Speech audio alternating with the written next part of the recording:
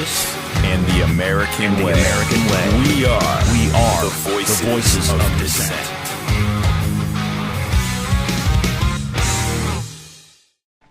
Welcome back to the Voices of Dissent, live from an undisclosed bunker. We are broadcasting. If you'd like to join the conversation, give us a call at 260-969-1250. That's 260-969-1250. Or you can visit us online at voicesofdissent.net. This is Justin Mckinsey, joined by Marc Jernigan, Ric Runsteadt, and Jon Olinger. We also visited by a very special guest, Allyn Root. You are considered a libertarian guru. You're a former presidential candidate, and you also have a book out, The Murder of the Middle Class, How to Save Yourself and Your Family from the Criminal Conspiracy of the Century. Tell us a little bit about how we can get more information about your book and what it's about. Well, first of all, good morning and good day to you, all of you, Justin, Mark, Rick, John. Great to be on with all of you. Great to have you, sir. I'm in Las Vegas today, so it's a little early in the morning here, but for you guys, I do anything, okay? So The Murder of the Middle Class is my present book. It's a national bestseller. The one before that was The Ultimate Obama Survival Guide, which was #1 in the United States of America, and I think both of them were proven right about everything. As a matter of fact, we'll discuss that during the show today, but this guy who just came out, Jonathan Gruber, who just came out with all the Obamacare truth about how they deceived the American public, I wrote about that in my book without ever hearing a word he says, word for word. I said that's the scam that they pulled off. So, if you want to get a copy of the book, you just go to Amazon or any fine bookstore, Sam's Club, Costco, Barnes & Noble, Books A Million, or you go to my website to find out more, root4america.com, and I've got free commentaries there as well every week. Root4america.com is where you find out more about the murder of the middle class and the ultimate Obama survival guide. Mr. Root, Marc Jernigan here. I'll tell you what, I downloaded your book from Amazon. I got through a quarter of it last night, and I'm going to be real up front. It was very, very hard to read. I was very angry. Your truth to you, the power to your truth is amazing. You have called everything that everything that you've just said, that with the Gruber fellow that just came out, it has been discussed in your book. I would really love for you to articulate. You go through with a set of facts that absolutely shows that the middle class of America has been eviscerated. What used to be the proudest, strongest class of people ever to walk the planet has been absolutely annihilated. Can you go over those facts with us? Well, it's all about lies and fraud. And, next week, theoretically, they say next Friday, but sometime the next week or two, Barack Obama's people have let it slip that they're going to give amnesty to millions of illegals.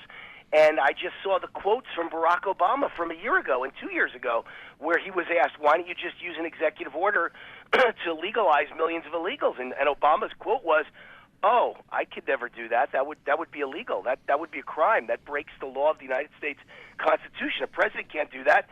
And suddenly, a year later, he's decided he's going to commit a crime. This man, he's like the black version of Pinocchio. If Pinocchio were black and Pinocchio were a liberal Democrat, he'd be Barack Obama.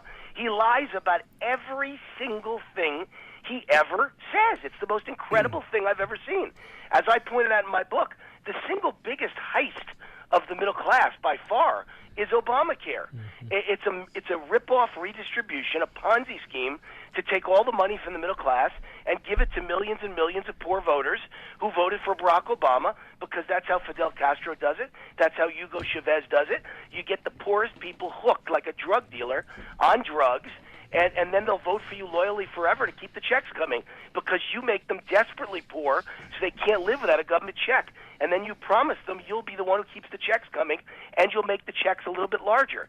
Like 50 cents larger, $1 larger, so that people live miserable, disgusting, horrible lives hooked on government like drug addicts are hooked on drugs. And that's what Obama's trying to do to the whole United States of America. So I wrote a book pointing out that this guy is a drug dealer and he's Pinocchio. And I think everything I ever said came true. It's all based on lies. So just like if you like your insurance, you can keep it. Just like I could never give amnesty to millions of illegals, that would be illegal. He just goes ahead and does it. So let's talk about what some of the frauds and crimes are. They claimed, in my book I talk, The Murder of the Middle Class, that, the Democrats and Obama and his socialist cabal, They claim Obamacare is about saving the sick and the uninsured, when the real objective is income redistribution through higher taxes and much higher premiums. People don't get that. Not only have your taxes been hiked dramatically, but your health insurance is up dramatically, up 88% on average in California. It's going to double and triple all over the United States in just the coming months. This January, people are going to get cancellation notices. It will be doubled and tripled. This never had anything to do with helping the uninsured.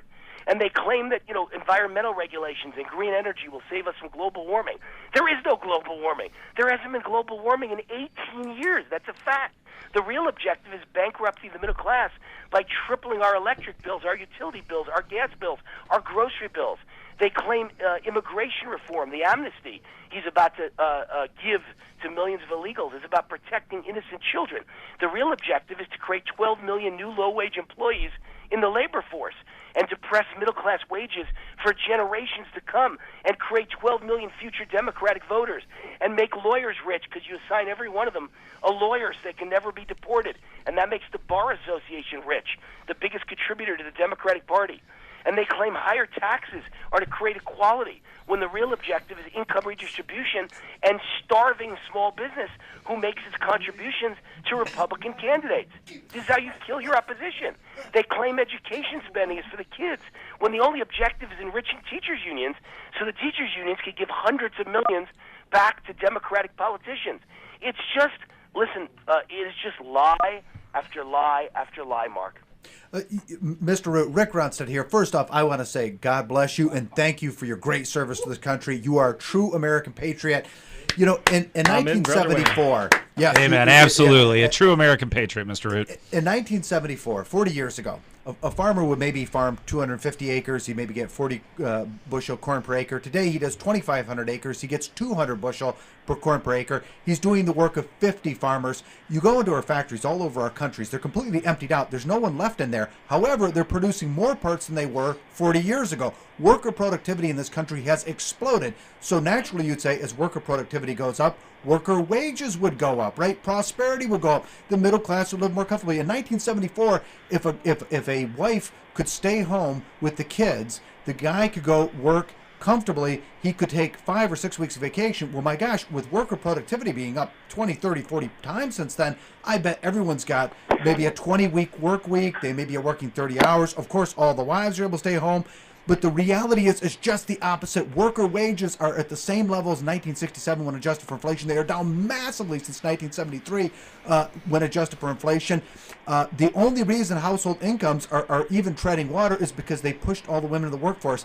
Michael Rockefeller told Aaron Russo the real reason for the women's lib movement was to say to all of these women, you've got to get out of the house, away from your kids, stop having kids, and get out there in the workplace because the oligarchs need to suck the blood out of your hard work and labor. We can't just get by on the men. Now you have to get out there too. And we want the government to take care of your kids. Absolutely. And in Indiana, they just passed a child care bill saying that it's the government's role to take care of all children from the moment that they're born. We got to go snatch them out of the nursery.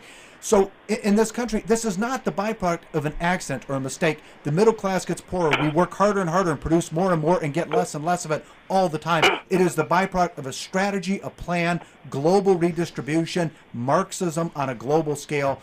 So when we look at this, and you're 100% right in everything you're saying, what can we, the people, do to fight back against this tyranny? Well, first of all, that was the longest question ever. Mr. Root, you're the first guest we've had that could keep Rick quiet that long. But it's not his longest question. That is not the longest question ever. You did a great job, Rick, summing up my book, and you did fantastic. I was just joshing you. You just were very passionate, and you just went on and on because you love what you're talking about. I mean, you actually hate the things that are happening, but you love the middle class, obviously, and you love the American people like I do, and you're kind of like me. I have a lot of hosts all over the United States. I do 1,200 radio interviews a year, 1,200 plus. Yeah. And, on a typical week, I'm doing anywhere between 20 and 40 radio interviews on conservative talk radio all over the country. And so many hosts say to me, you know why I love to have you back again and again, Wayne? Because you make my life easy. I just introduce Wayne Root, and then you talk for 20 minutes. I get a cup of coffee. I head down to Starbucks, and you talk. So you're like me, Rick, I could tell. But we're passionate, and thank God there were a lot of passionate people in Tuesday's election a week ago. You know, it's thank God a lot of people, the light bulb has gone off that this guy, Barack Obama, is a criminal, and he's got to be taken down. And we punched him in the gut, and we kicked him in the you-know-what. And he doesn't get it. He still doesn't care, as I predicted. That was my ultimate prediction. Yeah, he's been murdering the middle class, but when Bill Clinton got the same kick in the gut in 1996, wasn't it? Was it 94 or 96? Wasn't it 94? We took the House in 94. Yeah, when 94. So he got that kick in the gut, and he totally changed and suddenly acted like he was Mr. Conservative. Of course he wasn't, but he actually acted like it, and he compromised a little bit with Newt Gingrich, and he passed some good welfare reform, and he tried which to Obama has done away with. He did as much as he could to make himself look good while he was having sex with Monica Lewinsky. So now you got Barack Obama, and I said from the beginning, Barack Obama is a true believer. Oh, he's a Marxist. He's a communist. And he will never compromise. He will never do what Bill Clinton did. And sure enough, he gave an arrogant press conference. He indicated, yeah, the people spoke, but I don't care. I'm doing what I'm going to do, and I'm doing what I want to do, and I was doing what I was set out to do. Well, I know what he was set out to do. There are people that control this guy whose goal from the beginning was to destroy the United States of America and to destroy the middle class of America and make us a two-class society with nothing but the super rich and the poor. Everybody else is poor. And the super rich will always sell out their own mother for government to give them a $100 million deal. And that's what Barack Obama's created. A lot of rich donors who would sell out their own mother, who'd run their mother over to get a $100 million government contract, and then everybody else is supposed to be poor because he takes all their money away and makes them addicted on government. And let me tell you something, he has accomplished it. It's happening every day in every way, a two-class society, which is a socialist society. Mr. Root, that's what Obama wanted, and that's what we've got. Mr. Root, in your book, you give an analysis of the American Indian. And if that doesn't send you through the roof as an American, I don't know what would. I could not believe the conditions and the horror that you describe of the Native American population on their reservations. Yeah, and the analogy that you make is phenomenal. The analogy is that government claimed, don't worry, we'll take care of you for the rest of all time. And they didn't take care of them for the rest of all time. They buried them. They destroyed them. We didn't kill them. You know, to the credit of America, we're not like any other nation in world history. When we conquer somebody, there's no Holocaust. We don't herd them into death camps. We don't herd them into, gas chambers like Nazi Germany. But we conquered the Indians, and we did something worse. We enslaved them. We made them dependent on government. We said, you never have to hunt again. Give up all your weapons. We're going to send you meat.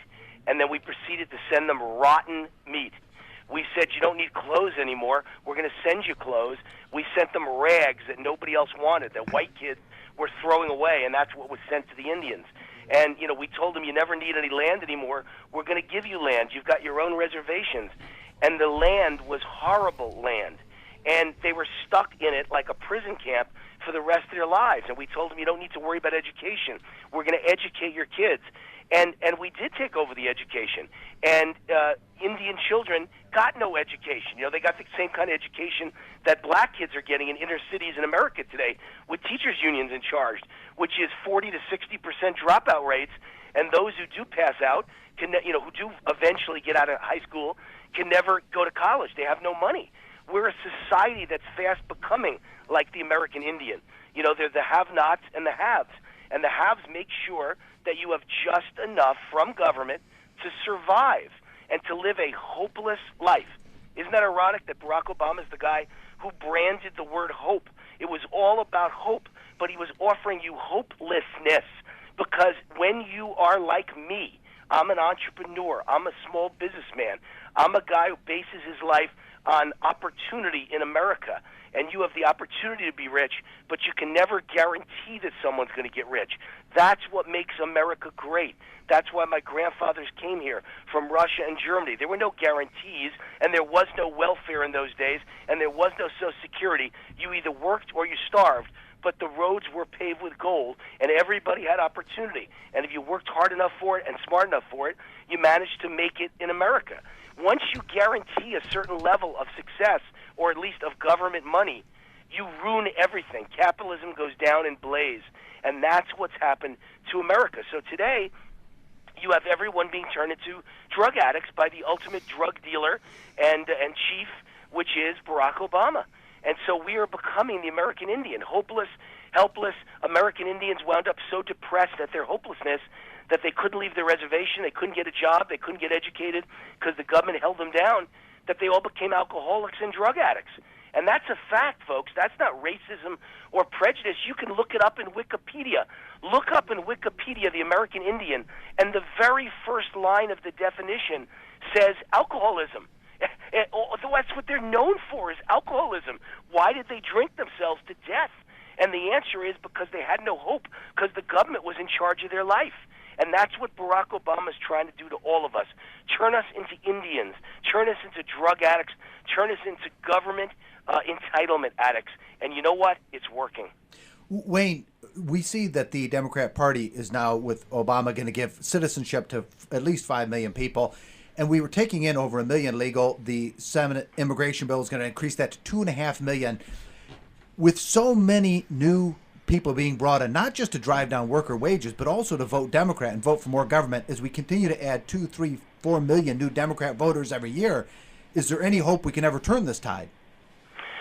There's hope. I mean, certainly what just happened, a week and a half ago proves there's hope. I mean, we won in a massive historic landslide. Now, I want to brag a little bit. I predicted it all. I'm the only guy I know of in the whole country who was everywhere in the media putting his reputation on the line, saying it was going to be a quote-unquote massive historic landslide. Those are the words I used in headlines on conservative media all over the country, both radio and lots of commentaries on conservative websites, popular ones like Blaze and Fox News and Breitbart, etc. I said it was going to be a massive historic landslide because I know that my health insurance under Barack Obama has gone from $500 a month to $1,700 a month. I mean, that's sick. It's absolutely sick, and there's no middle-class person that could afford it. And I knew this was happening not to Wayne Root. They didn't single me out. This is happening to people all over the United States. People's insurance is doubling and tripling. And now you have this idiot, Jonathan Gruber, and that's what I'd call him, an idiot, book-smart elitist from MIT, just like all the ones I met at Harvard and Columbia. They're all elitists, and they think they're smarter and better than you and me, and they think they know what's best for you and me. And he admitted that they deceived America and ripped everybody off, because if they had told you your prices were double or triple, the middle class never would have voted for Obamacare, but that's exactly what they did. And that's fraud, and they all belong in prison. And we need to push the Republican Party to put them in prison. You asked what we can do. You've got to punish people who do bad things, or the next group will do even worse things. You've got to send a message, and every one of these people deserves to go to prison. And I would start with Jonathan Gruber. I'd make sure if I was a U.S. prosecutor that I would he just made a confession on video that the whole world can see on 5 different videotapes that he ripped off the American people, and that we ripped off the American people, meaning his whole gang, the Obama his conspirators. Right? So start with him, as any prosecutor who has a brain would do. Start with him, right? Threaten him with life in prison for the biggest fraud in world history, $1 trillion fraud, and then go up the food chain. Tell him he could have 1 year in prison, or he could have probation if he puts Obama and Michelle and Valerie Jarrett and David Axelrod in jail. Throw them all in prison, because they're all criminals. Obama knew exactly what he was doing. He was part of the fraud. It's time to put these people away. We're speaking with Wayne Allyn Root, a former presidential candidate, and he's also got his new book out, The Murder of the Middle Class. We've got to take a quick break here, but we'll be right back with him, and we're going to learn a little bit about what it was like going to college at the same time as Barack Obama. Welcome back to the Voices of Dissent. This is Justin McKenzie, joined by Marc Jernigan, Ric Runsteadt, and Jon Olinger. We have on the phone Wayne Allyn Root. If you'd like to join the conversation, give us a call at 260-969-1250, or you can visit us online at thevoicesofdissent.net. Hey, Wayne, You've written the book, The Murder of the Middle Class. You also found yourself in an interesting situation. You were at Columbia. You graduated in '83, and you were at that school at the same time President Obama was. How was it like being at school with him? Well, I mean, there's a lot of things you should all be worried about as far as Barack Obama at Columbia University. Number one is I was, as you could tell, not a shrinking violet then either. I knew everybody. I was well known as the conservative on campus, the only one. 700 students in my class, about 708 I think was the number, and I was it was 707 liberals and me. And everybody knew me. I was a big mouth, outspoken conservative, and I knew all of them, and I was friendly with all of them. I'm friendly with everyone, I'm friendly with lots of liberals. And the end result was, I may hate your politics, but I can like you as a person. I can get beyond that. And so I'm a people person. I made a lot of friends at Columbia. I knew everyone. And I never heard of Barack Obama. Never met him, never heard of him, never saw him. Don't know another student at Columbia that ever met him, heard him, or saw him. Was that because he was a foreign exchange student? Well, I've always thought that one of the reasons was that he was probably a foreign exchange student. There you go. I would guess that he claimed, and this is fraud, if in fact all the people are considered nutcases who say he was born in Kenya, then I would say that probably he was born in America, in Honolulu. I've always gone along with the fact that he was born right here in the good old U.S. of A. But he committed fraud. He is the birther. He committed fraud by pretending to be an Indonesian foreign exchange student, which put him at the top of the line to get into Columbia University, because they want diversity, and they'd love to have people from faraway, exotic countries like Indonesia. And that's always, I believe, how Obama got into Columbia, and that would explain all kinds of things. He was a terrible student in high school. He was a terrible student at Occidental, and yet he got into one of the 5 best schools in the United States of America, Columbia. I know I had to be valedictorian in my class and straight A-pluses to get into Columbia. How did Obama get into Columbia? And the answer is he cheated the system and committed fraud by claiming to be an Indonesian foreign exchange student. That would explain why no one saw him, because you're on a different career track, a different class track. Once you're a foreign student at any college in America, you go to mostly all different classes. You live off campus in an apartment with other foreign exchange students in a specific building for foreign exchange students. You don't hang with the other students. That could be why I never met him, never saw him, never heard of him. None of my friends ever saw him or heard of him. So, I mean, there are a lot of reasons why I think we should be worried about Obama. Well, number one, he was never seen at Columbia. That's scary. Never in class. Number two, he might have been a foreign exchange student. And number three, the kids that I did know at Columbia all were proud to call themselves communists and Marxists. And some of them even used the word Bolshevik. They loved Russia. Those are the kids that grew up, and they're now in the Obama administration. And they're now lawyers and prosecutors and the Attorney General of the United States and the mayor of New York City. Can you imagine? Everybody I went to school with, I went to school, Columbia University, Holder, the Attorney General, who's a commie radical. How about de Blasio, the mayor of New York, commie radical, and Barack Obama, commie radical. These guys are not liberals, folks. They're not Democrats. They're not leftists. They're not progressives. They are exactly what they thought of themselves and called themselves from 1979 to 83 when I spent time around them. They said we're radical communists, we hate America, and we're going to bring it down. And that's exactly what Barack Obama is. Wayne, Barack Obama, or Barry as he was called back in the day, was adopted by his Indonesian stepfather. He went to a school in Indonesia for Indonesian citizens. He traveled to Pakistan in 1981 with who knows what visa, because we didn't have diplomatic relations with them, and as a college student why he would have gotten a special issue from the State Department has never been explained. Is it possible that as part of the adoption process that he took Indonesian citizenship? We did not have dual citizenship with Indonesia back in the 70s. Is it possible that as part of getting his Indonesian citizenship after he was adopted that he his mother renounced his U.S. citizenship? Yeah, I think not only possible, I think probable. I mean, I know I've seen his papers, not his citizenship papers, but his application for public school in Indonesia. That's a fact. There's an investigative reporter, a great one, a conservative, really talented investigative reporter by the name of Charles Johnson. And he went to Indonesia. He called me on the phone and said, I am in Indonesia. I am at Obama's school. I have opened the file. I'm standing in front of the principal. And he showed me the actual, student papers, application and acceptance papers. And they all say, here's the school, here's the student, Barack Hussein Obama, and here is his citizenship. It says Indonesian.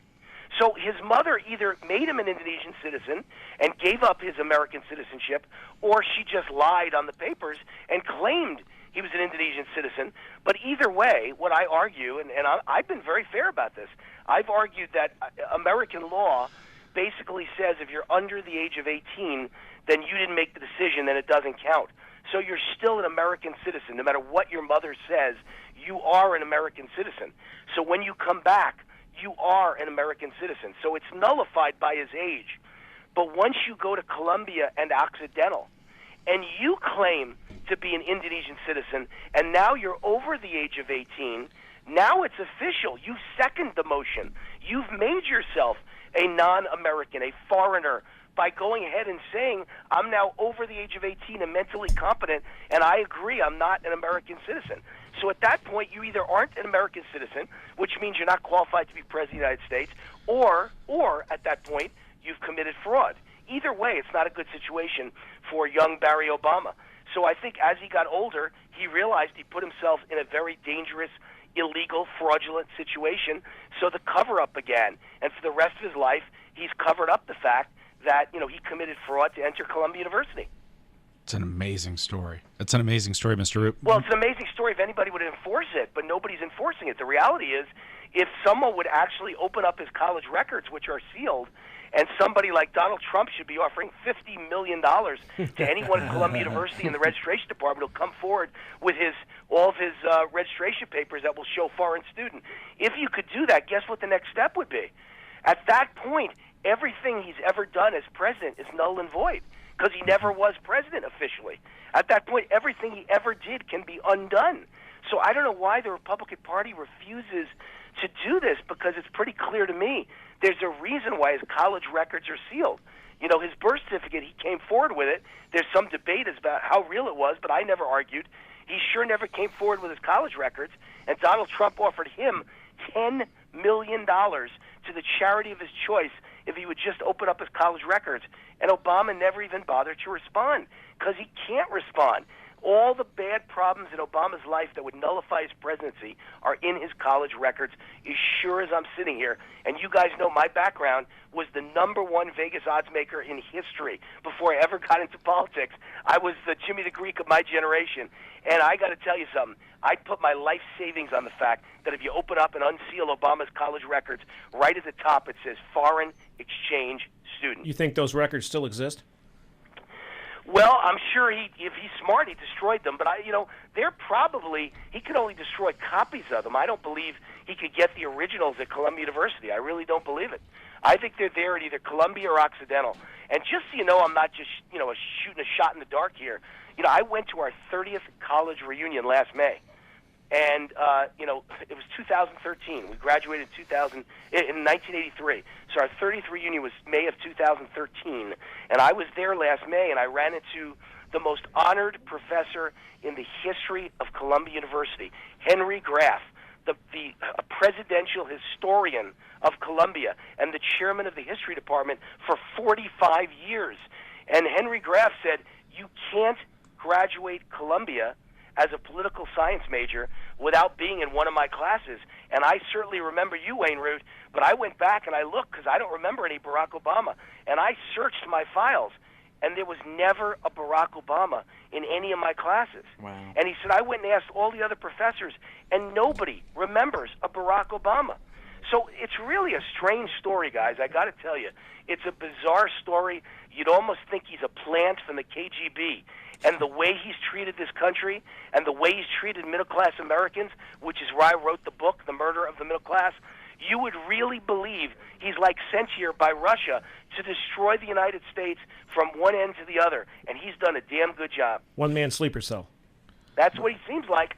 I've always said, what was that movie called? The White House Down. I've always said, you don't need Muslim terrorists to attack the White House to take over this country. Maybe it could happen from within with the President of the United States. And it's happening, folks. I'm telling you. He's destroyed this country. He's destroying this country. He will do much more damage in the next 2 years than he's done in the first 6.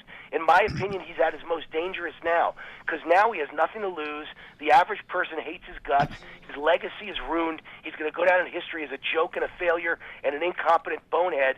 And in my opinion, that means that he has nothing to lose. He can finish the job that he was sent here to do, and I think he's his most dangerous now. We're with Wayne Allyn Root. You can check him out at rootforamerica.com. He also just recently wrote the book, The Murder of the Middle Class. Now, Wayne, you live in the same senatorial district as Harry Reid. What's the chances of you taking him on? Well, listen, a lot of Tea Party conservatives, a lot of Republicans in this country, not just in Nevada, but in the whole country, have been begging me to run against Harry Reid. You don't have to believe me. Go to my Facebook site. Go to my Twitter site. I get about 50 a day saying, please, Mr. Root, we beg you to run for U.S. Senate against Harry Reid in 2016. And I have hosts all over the United States, radio hosts. I told you I do about 1,200-plus interviews a year. I have radio hosts from one end of this country to the other who have pledged to me, if you run against Harry Reid, we're ready to raise you millions of dollars. So from our listeners in states thousands of miles away from Nevada, that's how much everyone wants to get rid of Harry Reid. My guess is I would never run against him because I don't think he'll be the candidate. If I announce I believe Harry Reid will retire, that'll be the end of Harry Reid because he knows he's not going to win. And whether it's me or the present governor of Nevada or the present Congressman Joe Heck, the governor is Brian Sandoval, they're all good Republicans, a little more moderate and mamby-pamby than me. I'm not quite as animated and colorful as me, but it'd be different kinds of races. And I think any one of us would beat Harry Reid, and he knows that, and he doesn't want to go out after a long career, as the majority leader of the United States Senate and all. He doesn't want to go out as a loser. So I predict he will announce his retirement before 2016, and someone else will run. Might even be his son. His son, Rory Reid, is probably his hand-picked successor, and so it might wind up being myself against Rory Reid. We'll see. We'll see what happens. No decision's been made yet. Wayne, Ric Runsteadt here, and you can add me to the list of people who would be passionately committed to seeing you run because you'd be a fantastic senator. Now, when we look at Lois Lerner and when we look at Gruber and we look at these people, the only time the media ever even acknowledges the obvious plot to, as you've done so well in your latest book, to hollow out the middle class is when they brag about it, when they boast about their evil doings. Without the media's total silence on these things that are going on, these things couldn't happen. Why do you think the media, or I should say the owners of 5 out of the 6 media conglomerates that control 90% of our information, why do you think they share a globalist Marxist agenda as well? Well, because that's who they are. I mean, that's who goes into the media. Like it or not, sad or not, tragic or not, that's who's in the media. You know, when I went to Columbia University, a kid ran into the class in 1981, I believe it was. Got to make sure, look up in the records, make sure my memory's right. But I believe 81 was when the assassination attempt happened on Ronald Reagan, right after he took over the presidency. Yep. And a kid runs in the room, breathless. The door smashes open, and the kid yells, "They just shot the president. They've assassinated Reagan." Those are the words he used, which made it sound like Reagan was dead, by the way. They've assassinated. It wasn't an assassination attempt. He, in his quickness, he blurted out, "They've assassinated Reagan." And you know what the audience did? Cheered. All my classmates stood up and gave a standing ovation that Reagan was dead. Wow. And now we ask me, where are all those kids now? They're all in the media. I get Columbia College Today magazine 4 times a year. And I'm telling you, it tells you where all your classmates are in life. And every one of them is in the media now, or they're lawyers, or both. They're lawyers in the media. And, like George Stephanopoulos graduated 1 year before me, class of 82, Columbia University. And people that are the executive producers of the CBS Evening News and the NBC Today Show and ABC Good Morning America. All these big-time shows have Columbia graduates from my class running them. And I'm telling you, they were in the classroom that day cheering for the death of Reagan. So if you think a Republican or a conservative can get a fair shot in the media, you're kidding yourself. These people want us dead, and they're the ones in charge of the media. It's really amazing what brainwashed, Looney Tune, Kool-Aid drinking commies are running the media in the United States. Mr. Root, we asked T. Beckett Adams that 2 weeks ago if Ronald Reagan could win today, and he laughed and said Ronald Reagan couldn't win with Jesus Christ as his running mate. Now, see, I don't know if I agree with that. Maybe I'm being more hopeful. I don't want to be so cynical and so negative as to believe that. I think that the Republican Party has a lot of problems of its own making. Okay, and I'm a Republican now. Yep. I left the Libertarian Party. I'm a Republican. I'm a Rand Paul, Ted Cruz, Tea Party Republican conservative libertarian. Okay, that's a mouthful. And I don't know that you can't win. I'm a very positive guy. my first run for office was in 1983. That's the year I graduated Columbia. 1 week after graduating college, the Republican Party of New York State chairman asked me if I'd be willing to run in an absolutely unwinnable race for Westchester County legislator. I became the youngest major candidate in the history of New York State. I was 21 years old and a week out of college, and I ran against like a 20-year incumbent who had never lost. And a district was all black and Hispanic and Jewish, 100% Democrat. And I almost beat her. I gave her the closest race of her entire career before or since. And we've got to, we're cutting really close to break here, so I got to cut you off here, Wayne. But right. Thank you so much for being on the air. That was Wayne Allyn Root, rootforamerica.com, and his book, The Murder of the Middle Class. We'll be right back here on the Voices of Dissent. Truth, justice, and the American way. We are the voices of dissent.